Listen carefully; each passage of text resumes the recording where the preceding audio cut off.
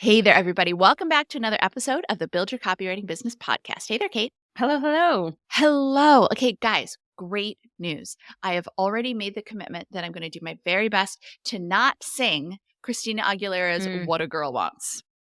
There was a lot of that as we were preparing for this episode, and Kate thinks I should. For your sake, am saying I'm really going to try not to. I can't make a complete promise because I'm human. I think I'm going to start, and then you're going to have to join in. Oh, no. Yes. Devious. You're devious, Kate. So as you can probably tell, we're talking about wants and desires, and specifically the wants and desires of our clients. What do the wants and desires of Christina Aguilera? Aguilera. I would do a podcast episode on that too. I'd like to know what's going on with her. I have very strong opinion. Voice quality, amazing. Very, very. Whoever gets her music really needs to step up their game. Mm-hmm. More on that in part 2 of this episode, the Christina only part. But in this particular episode, we're going to talk about what clients are looking for in copywriters. What makes them happy? What a client wants. That's what a client needs. Whatever makes them happy and gets you free. Paid. Yeah. Oh, gets you paid. Yes, yeah, exactly. It was going to be so hard. Okay, but it will help if we just dig in. So yes, number one on the list, or at least this, I would say this, no particular order. No order. Number one on the list we have compiled is a high level of responsiveness. And I can tell you as a client of freelancers, boy, is it annoying when you reach out to a freelancer. Maybe it's that initial reach out. Maybe I find someone I might want to hire and I send through the form on their website and I don't hear anything. Or when I am working with a freelancer and I reach out to ask a question about a project, maybe to find out about the status of a project, and I don't hear back. Now, I don't mean that I need to hear back immediately. Certainly not. They are freelancers, and I, as a freelancer myself, I understand that. But at the same time, as a client, I don't want to be left hanging.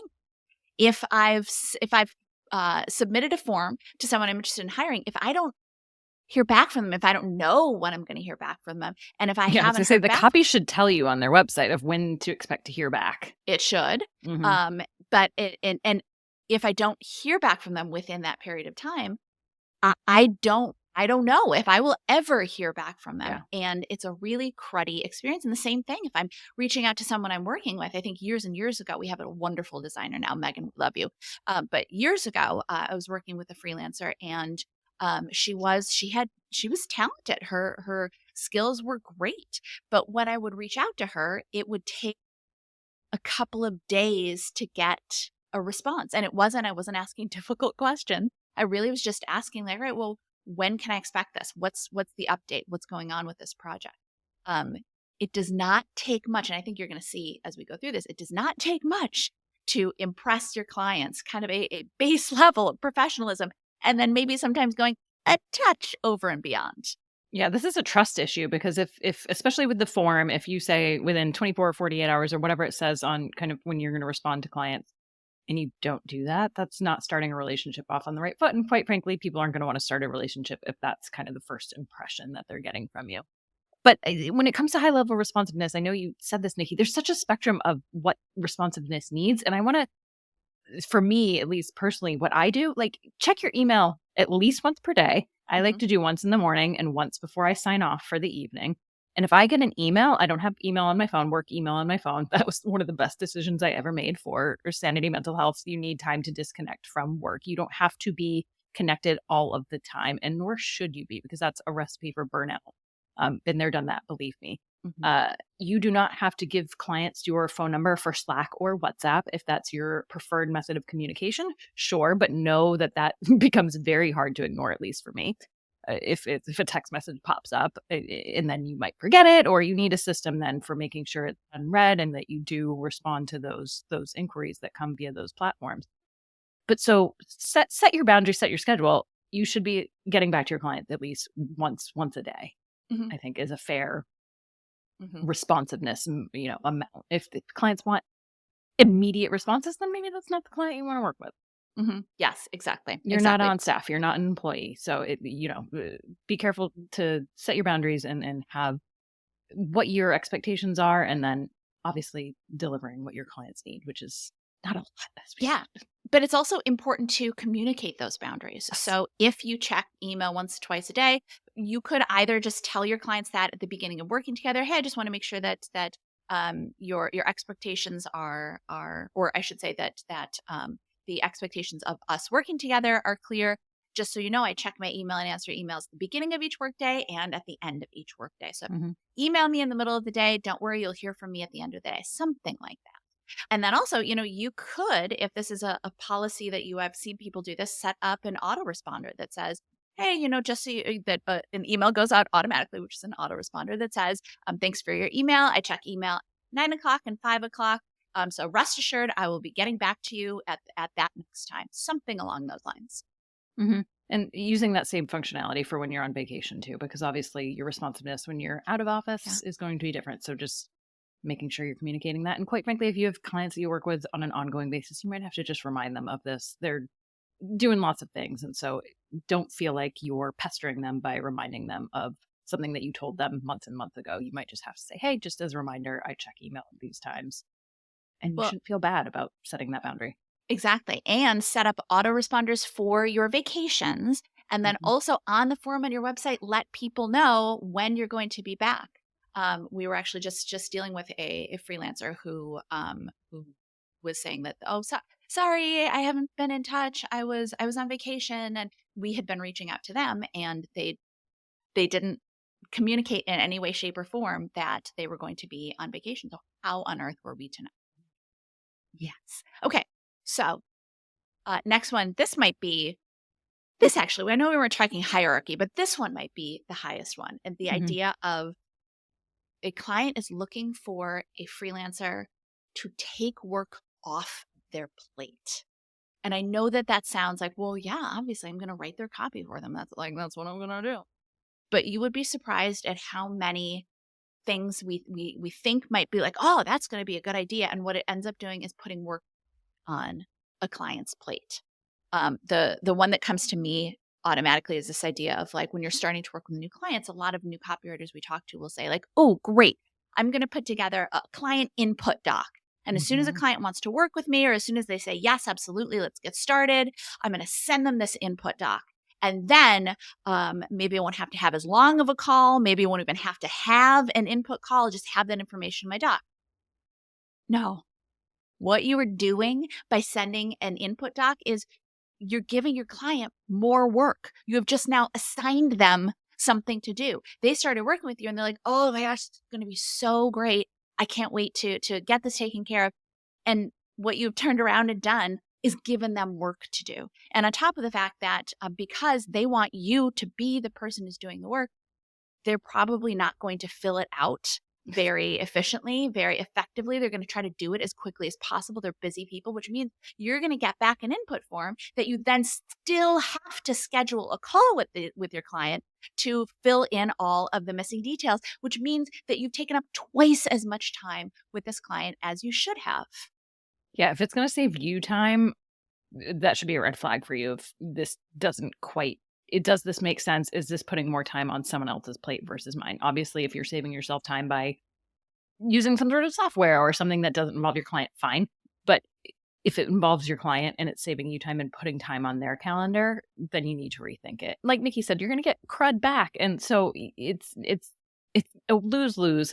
Beyond the fact that if you're trying to save yourself time, what you really should think about is, okay, I know that this is going to take me having a kickoff call with my client is going to take me X amount of time. You're including that in the cost of the project pricing. So Mhm. why on earth would you try to just pass Cut, off work to a client when you were yeah. charging for this? Yeah, cut corners. Yeah, Yeah. exactly. Well, and I think too, this gets back to the responsiveness, because another way that you can end up inadvertently putting work back on a client's plate is if they have to chase you down for updates. If Hmm. you're turning around a project in a week, you might not necessarily have to say, hey, on Wednesdays, hey, it's coming along nicely. You could, certainly not going to hurt anything. You don't necessarily have to do it, although I think it would be the mark of a good a good freelance Professional. partner. Exactly. But let's say you're working on a project for a month or a couple of months, which is very, very common. If you go radio silent, if they kick off the project and you're like, great, I've got 2 months to work on this, I'm gonna pace it out and I'm just gonna get all this stuff done. And if you just disappear, if you just go silent, what's going to end up happening is your client at a certain point is going to be like, hey, are we still working with freelancer? Are they actually working on this? What's happening? They have to keep that on their brains. They have to remember you, remember the project, and then they have to take time out of their day to reach out to you to check up to make sure that you're doing the work that you're doing. And again, you're just giving them more work. Mm-hmm. And quite frankly, if a client starts to notice that that's what they're doing, that's not going to be a client you work with for very much longer. One of the other things that falls under this bucket too is Googleable questions. Now, if you should absolutely ask your client questions if you have questions. That's not wasting their time. That's taking up their time in a way of if there's something about the company, of how they operate that you need to know, or they have a subject matter expert you need to interview for something that would make the content better, or whatever. Great. That's all great. If you're asking them, I'm trying to even think of an example. I'm sure there's. And I'm kind of grinning because I know that this is Kate's personal pet peeve. It's just this one makes her brain explode. You know, and there's a website called Let Me Google That For You. And have I used that to people? Yes. It's kind of a wink and a nod, and they kind of like laugh and they're like, oh yeah, I could have Googled that. It's a little passive aggressive. Yes. Actually, it's a lot passive aggressive. It's a lot straight up. I'm pleased to say that you've never had to use that. No, I've never had to send that to. I never would. Yeah, really. Can you imagine? Wise, Kate. That's wise. I laugh when I do it. I genuinely do. I'm not angry, but it's just, I think it's sometimes we forget that there are questions that can be answered just by typing it into Google.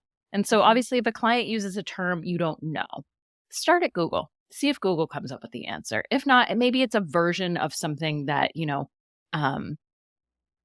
I was trying to think of unique selling point, unique selling proposition. Exactly. Maybe they call it something else within their actual organization. Yes. Well, let's say your client, you're in a meeting with your client and they reference MRR and you think MRR. No, frankly, the best time to ask about that would be in the meeting. Like MRR, I'm not sure I'm familiar with that term. What does that mean?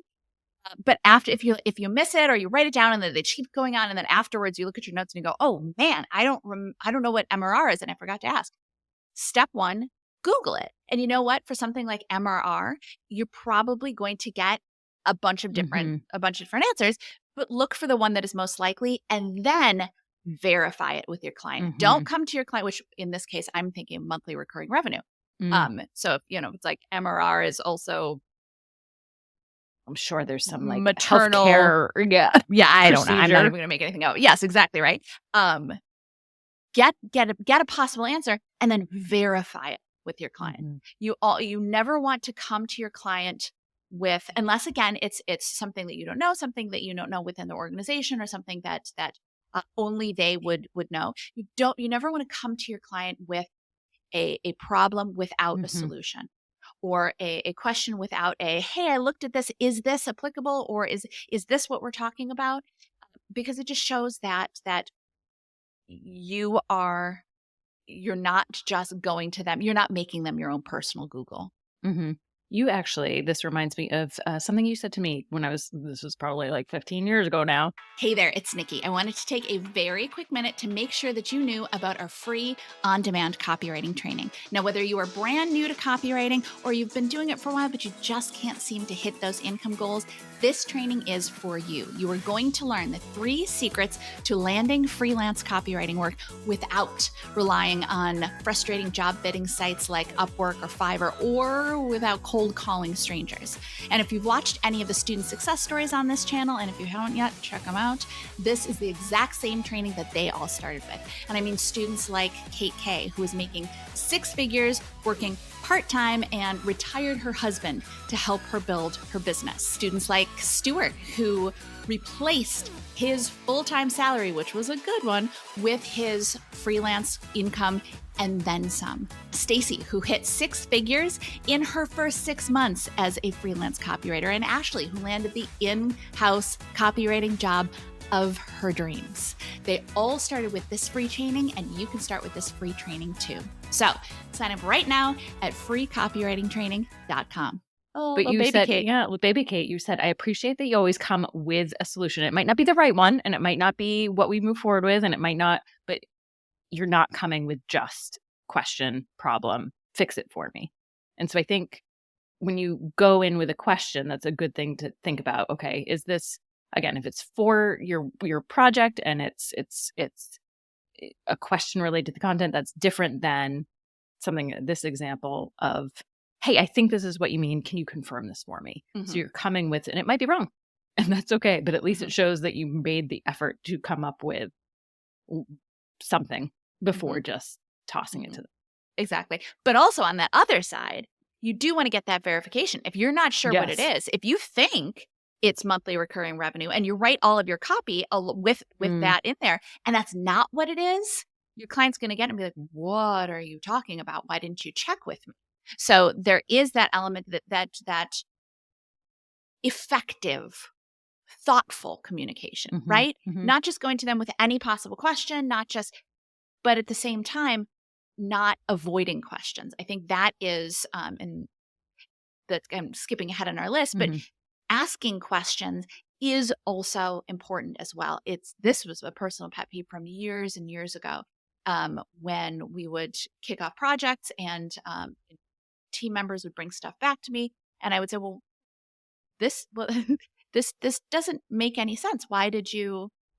What does this mean? Well, I didn't know. I didn't know what that meant. Or, well, I didn't know if that was I didn't know is never the correct response in a creative review or something like that. If you don't know, the only person who knows that you don't know is you.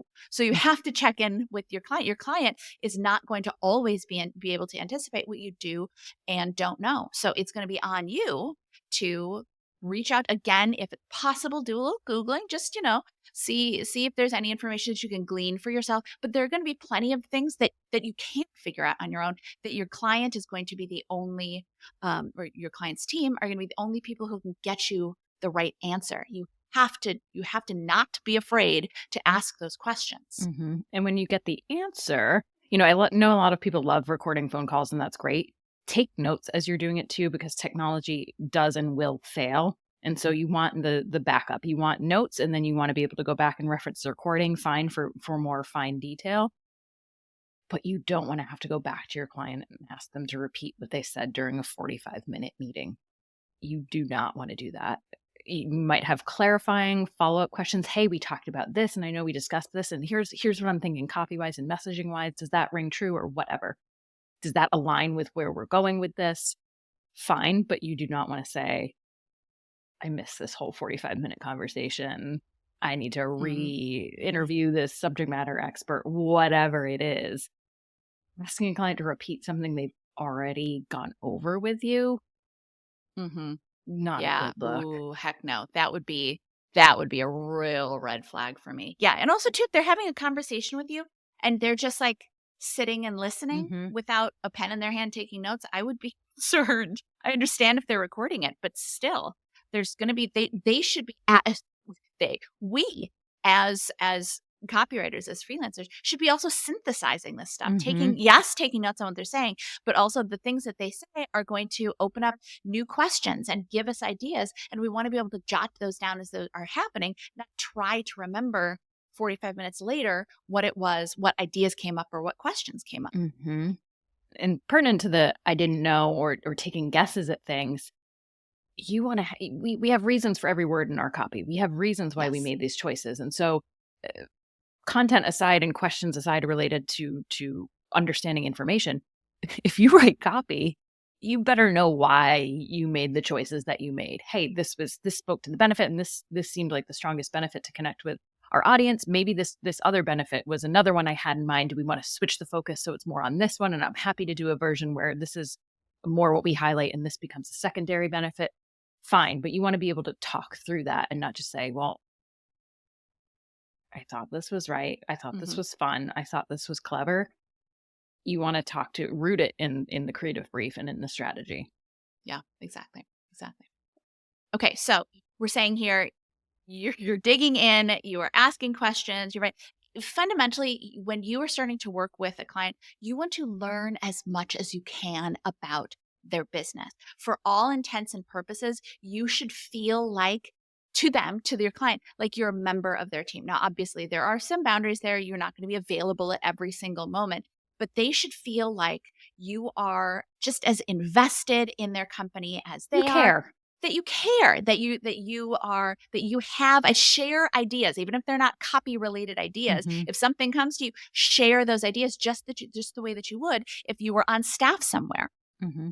Yeah, and I'm gonna call out Julie. She's going to edit this podcast. We love Julie. She's our podcast editor, but she comes up with ideas all the time, and she's very much on a freelance basis with us, but it never feels that way. I feel like she is as much a member of the team as people that work 40 hours, and even if she's putting in 5 hours a week or whatever the number is. I've never felt like she's not invested in this company and wants it to succeed. And I feel like if you're working with companies that you want to succeed, that just feels like. Yeah. Plus, Julie and Jay opted to have their child on my birthday. I mean, if that doesn't say dedication, natural birth. I don't know how she did it, but yeah, that's so. Consider that. If you're a freelancer, consider giving birth on. Find out who you report to when their birthday. Yep. Mm-hmm. Then yep. Pro tip. Yeah. But obviously, Julie's using her as an example. We should all be doing this. And Julie's editing the podcast, but she's coming up with ideas that have nothing to do with the podcast sometimes. She's just sharing. And again, it's what we were saying earlier. Do we move forward with everything that she comes up with as a solution to something that we're doing or a challenge we have or what? Not necessarily, but they're great ideas. And she keeps bringing them to the table. And that's what we should all be doing with companies that we care about and we want to see succeed, whether they're going to get us work down the line or not. Well, and from the client side, those are the kinds of people that you want to work with. We are so lucky that our team is 100% A players. And I can tell you that every single one of the people on the team has come back with an idea or something they noticed or something that has been useful to the company as a whole, not just in a silo of, well, this is my job, so I'm going to mention this. There is nobody whose attitude is, well, that's not my job. I'm going to focus on. I mean, yes, obviously you get your job done. We all, as freelancers, get our jobs done.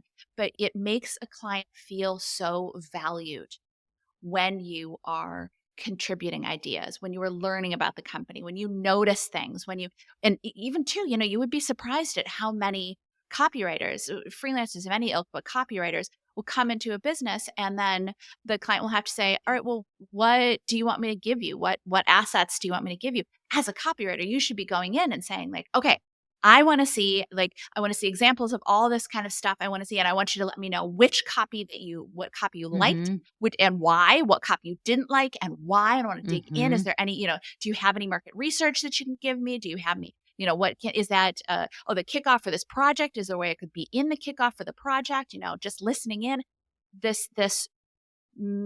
it will only benefit you as a copywriter, first of all, right? The more you know about the company, the more you know about, the way they're operating and the projects and all that kind of stuff, it's only going to make your job easier and your work better. But it also creates such a strong relationship between you and your client that you will always become their go-to person. Why would they go to anybody else if they know that you know the company and you're always going the extra mile? And actually, extra mile is maybe not the right way to say it. Yeah, the inch, literally just doing your job and not just sitting back and wait. It's with everything, not sitting back and waiting for work to come to you and then just producing it and sending it back over the fence and saying that's it. It takes very little to just have a genuine interest in the people that you're working with, what their offer is, what their audience is, and just caring about your work. Yes. And if you do that, you're golden. Yeah, I think you would be surprised at how many people really just kind of phone it in and do the bare minimum. And just by doing these things that we talk about today, which again, you're probably listening to this and going, yeah, okay. I mean, there might have been one or two things that make you go, oh, okay, I need to think a little bit more about that. But for most of this should probably feel natural. You should be going, well, yeah, oh, of course I would do that. Great. That's all you need to stand out. Like Kate was saying, it's not going the extra mile. It's going the extra inch. And that is enough to get you legions of clients who love you. Yeah. But if you're one of those people that kind of doubts your ideas, you're like, oh, I don't know if this is a good idea, if it's even worth sending it to my client, send it. Because again, it might not be what they use, but it's showing that you're taking an active, invested interest in what you're doing. Send it. That's what I'm trying to say. If you have any nerves of like, oh, I don't know if it's good enough, I'm good enough in this, send it. And then you might get feedback and they'll say, yeah, that's a great idea. We're going to run with it. Or they might say, no, we're not interested in that. You know, I just had a freelance client not that long ago. They were sending out an email to an event for an open house. It was a higher education institution. They were sending one email and the event's like a month away. Oh, dear. And so I said, hey, just, you know, with other companies and clients I've worked with for events, it really helps if if you're amenable, sending at least maybe one more, like kind of a last chance to register, you know, it's a week out or whatever kind of cadence might make sense. And they were like, oh, that's such a good idea. We'll send it along to the client. I provided them extra subject lines. I said, hey, if you want to write an extra email, let me know. I'm happy to do that. But here's subject lines if you just want to resend to people who didn't open the first email. And here's kind of a different, you know, last chance subject line that might make them open a little closer to the date and just resend the same thing. There you go. I didn't charge more for those subject lines because it took me 2 seconds to write them. And then just said, hey, yep, if you want that second email, let me know.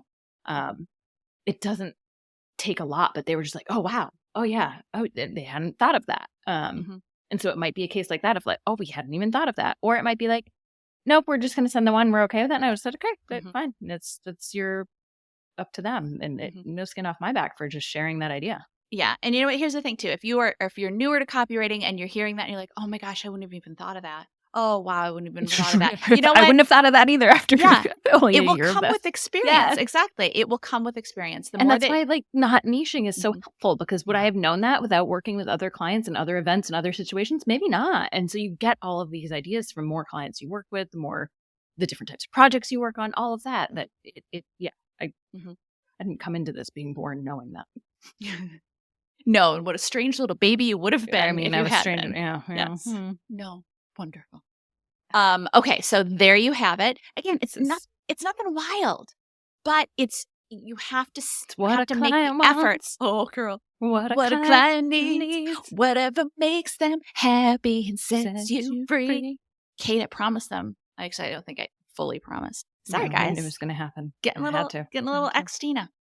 But the point is that none of this is incredibly difficult by any means, but you do have to be cognizant enough to do them. You do have to not just think about ourselves, but think about our clients' experiences with us as freelancers. And you do that, golden. If there was a Christina Aguilera song about gold or golden, I would insert that there. There isn't. You're welcome, everyone. Gonna work in Fighter somehow next time. Oh, good idea. Good idea. And with that, we'll catch you guys in the next episode. Bye, everybody. Like what you heard? Hit subscribe so you never miss a video. And if you're ready to take the first step toward becoming a copywriter yourself, sign up for a free video training right here.